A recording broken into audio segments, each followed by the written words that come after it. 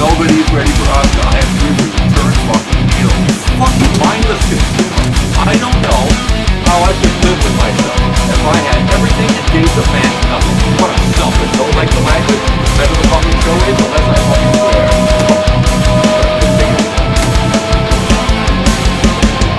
I'm Mike AD, and I'm getting sick of this shit product.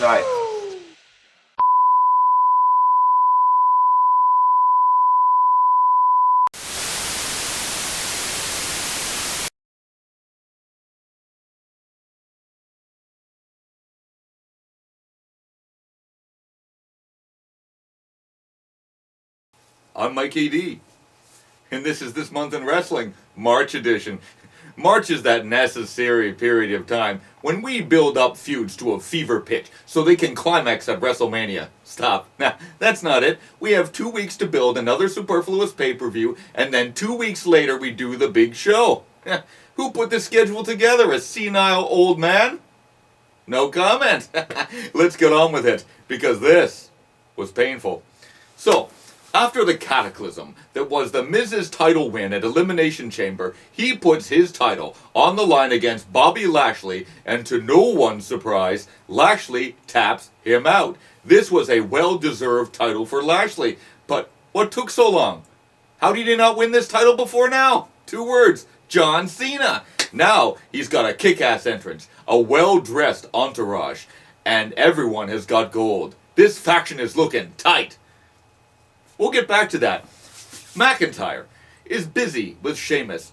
For a few weeks, the Scotsman beats him on TV again, but it's just like Sheamus, he can't seem to handle a loss. He attacks him again, and the next week, they'll go at each other in a real barn burner that results in them both getting KO'd with stairs. You know what that means? Yep, another match at Fastlane. The chosen one, Charlotte Flair, is left in limbo because her opponent got knocked up. So she was kind of floating into a feud with Asuka for the Raw Women's Championship. After spending a week trying to repair her tenuous relationship with her philandering father, the next she accidentally kicks Asuka in the face and then goes missing from television. This has been a lackluster run for the title with Asuka. Half the time, she also had the women's tag titles with multiple partners, and her rivals for the red title have seldom set the world on fire. They need to freshen up that division. I sense an NXT call-up. Women's tag champions, Nia Jax and Shayna Baszler, are more and more dysfunctional every day. 1 week they destroy Naomi and Lana, the next they're costing each other the Raw Women's Championship. This team is destined for an implosion, and the way this team is booked, it's far from dominant. I mean, Shayna's lost to Charlotte, Asuka, Naomi, Bianca Belair. Nia's lost to multiple opponents, but when the title is just a prop, nobody cares about the legitimacy of the people that hold those titles. They get away scot-free against Raquel Gonzalez and Dakota Kai. Every week they're defending the tag titles against Charlotte and Asuka, or some combination of opponents they need to set against each other. The women's division suffers from the same syndrome as the male counterparts. No teams. Riddle. He's being booked as a total moron, placing more focus on modding his scooter than the fact that he's the actual US champion. Shane McMahon is back on TV, huh? And now he's in a month-long feud with Braun Strowman because, he's stupid. The entire feud is based on one man's perception of another's intelligence. We've got fake report cards, main event of Raw being turned into Nickelodeon, and sometimes, it's horrible. Someone's pampered ass is gonna get kicked, and it was set to happen at Fastlane. Retribution looks more and more perilous every day. That egomaniac, Mustafa Ali, blames everybody for his losses but himself, and sooner or later Retribution is going to become destitution. Or they're just gonna resort to prostitution. Randy Orton, in his never-ending feud with The Fiend, is vomiting tar. We got pentagrams, 2 Randys. Alexa Bliss is a fucking witch. She's got The Fiend by the balls, using that carbonized motherfucker as an attack dog. There's only so much the Viper can take, so at Fastlane, he's facing Alexa in a match? I mean, he has plenty of motivation, but you know he'll lose again, and the reincarnated Fiend will make an appearance. Damian Priest has gone from fresh face to background player in the Miz Bad Bunny feud. Are they actually going to go ahead with this match? The guy's done one dive and a guitar shot. This should be a tag match that also includes Priest and Morrison. R-Truth. He got the 7-Eleven Transcontinental Hardcore title back when Bad Bunny just gives it to him. In a company where Bad Bunny is protected more than your champion, something is rotten in Denmark. Anyhow, he loses it to some guy selling Old Spice deodorant and promptly gets it back. No surprise, he's going to be a 100-time champion in a few months. So, Big E continues his feud with Apollo Crews. But now, Crews is Nigerian. That's not that he wasn't Nigerian before. He's got a Nigerian accent out of nowhere. No subtle hints of a Nigerian inflection. Now he's full on ridiculous accent. Plus he has a military entourage and a fucking spear. I have to hand it to Vince. When you get into something, you go all the way. Nothing pisses off patriotic Americans like someone else being prideful of their own culture. Go all the way. Flip the switch. Now he's a full-on son of an African tribal king. It's ridiculous. And so is Big E's attempt at a serious promo. 1 week he's in a rage, saying, "If you step on my property, I bulldoze your house." Next week it looks like he's crying. That's the problem when you booked a guy as a comedy act for 8 years. It's hard for fans to see him any other way. Edge is turning into more of a heel every weekend. Who can blame him? He won the Royal Rumble, he picked his opponent, and Daniel Bryan, everybody's favorite asshole, decides he wants a title shot at Roman at Fastlane. For a guy known as the ultimate opportunist, he seems to have a serious problem with others making the most of an opportunity. It's called hypocrisy. It also makes your babyface look like a bitter old man. Stop it. Jey Uso is continuing his tough guy act, but losing every match. It's like talking about your 14-inch cock, and then you whip it out and it's only 2 inches. Zero credibility. At some point, Roman has to say, "Oos, you suck, bro. You're doing more harm than good." Every week, the SmackDown tag title picture gets more convoluted. We've got the Dirty Dogs, looking fine in those leather jackets. We've got the Mysterios, the Street Profits, and the Alpha Academy as heels. Neither of those guys should be a heel. They've all traded wins and exhausted all possible combinations. You know this is going to be a fatal four-way because we have to get everybody on the card. I have to admit, I'd like to see the father and son duo win those titles. Baron Corbin and Sami Zayn have formed an unlikely and fragile alliance that results in nobody benefiting. I'm cool with this because the more Corbin loses, the happier I get. These two eventually split off, and Sami inexplicably attacks Kevin Owens because he doesn't believe in Sami's half-cocked conspiracy theories. They both have no opponent for Mania, so let's do the same old feud for the third time. Seth Rollins proves that there's just certain suits that white guys shouldn't wear, and he's provoking Cesaro because he's the worst example of wasted potential. He's right. So they trade curb stomps and swings, and we're going to see them at WrestleMania. I'm looking forward to this because Cesaro deserves a one-on-one Mania match. Billy Kay has disappeared from television, and so have the Riot Squad. I was hoping they'd insert them into the tag title match, but as it seems, the number of contenders seems to multiply like gremlins every time the champions take pins on television. God damn it, people. So instead of Billy shoving those headshots up her ass, Vince has shoved his head up her ass. On to Fastlane, where on the pre-show, Mustafa Ali once again fails. This time, he loses to Matt Riddle in a US title match. After the little man blames Retribution for his shortcomings, they all quit and beat his ass. Please say this is the end. Nia Jax and Shayna Baszler retain their women's tag titles because, let's face it, Sasha and Bianca aren't a team, and we need something to take this feud to the next level. Not sure pinning the women's champ or the Royal Rumble winner is a smart idea, but this is WWE we're talking about. Long-term booking be damned. Braun Strowman destroys Elias because, conveniently, Shane has come up lame in training. Shane only does one match a year, and in the process attempts to hasten his own demise. Rollins takes out Shinsuke as a warm-up bout for Cesaro. It's unfortunate because this face turn has invigorated him and the roster as a whole. He's been a fresh coat of paint. Let's hope that it just doesn't flake right off. Once again, McIntyre defeats Sheamus.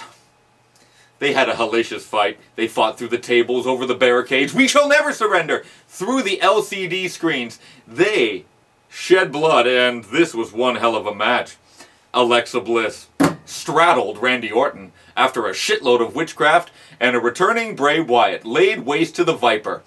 This guy looks like a mix of Jason Voorhees and Armus, the Skin of Evil. I have no idea how the hell he's going to wrestle in that ridiculous costume.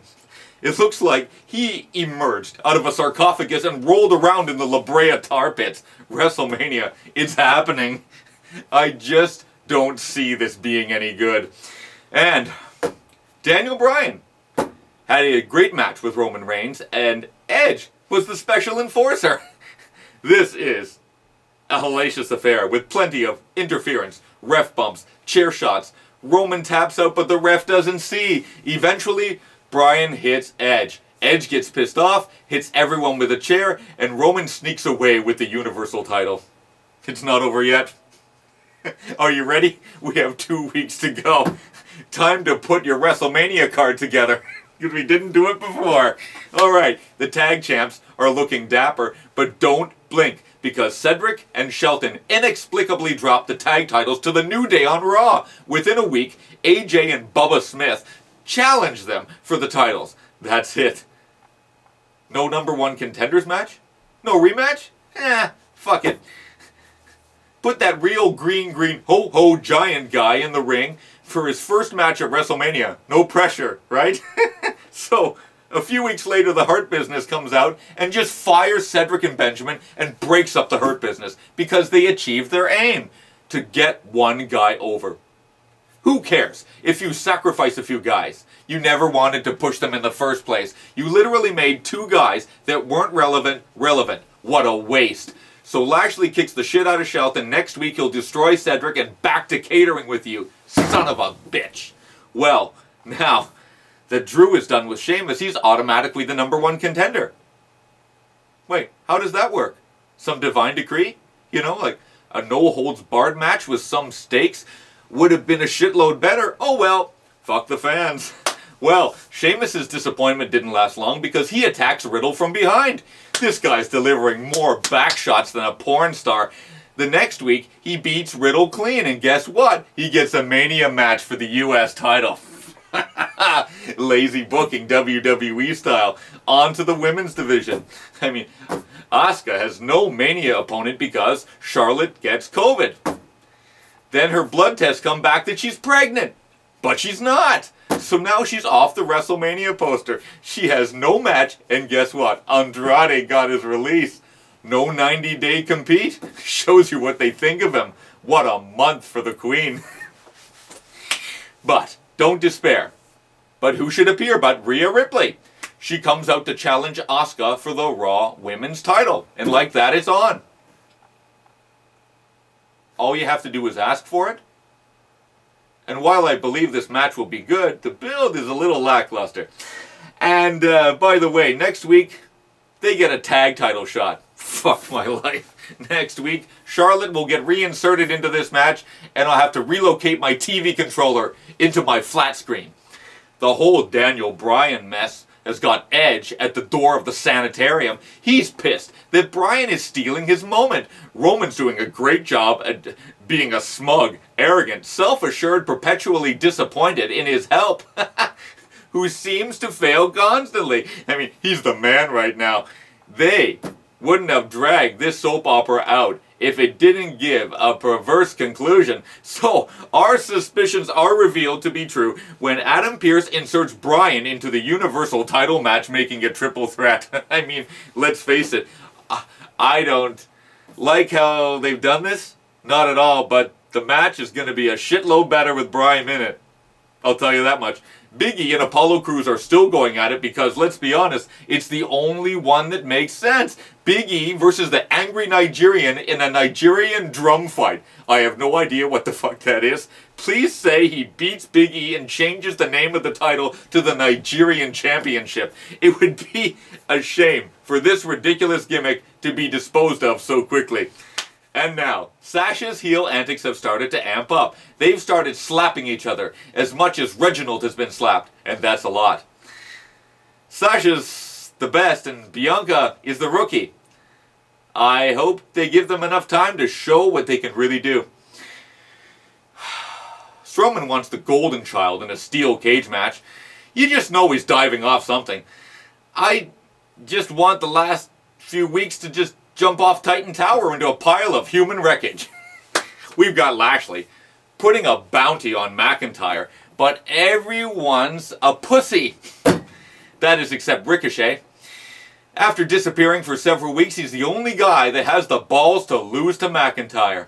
Who would have thought that when you saw this guy dive from the ring and land on his feet on the floor, that within 2 years he'd be in the Andre the Giant Memorial Battle Royal?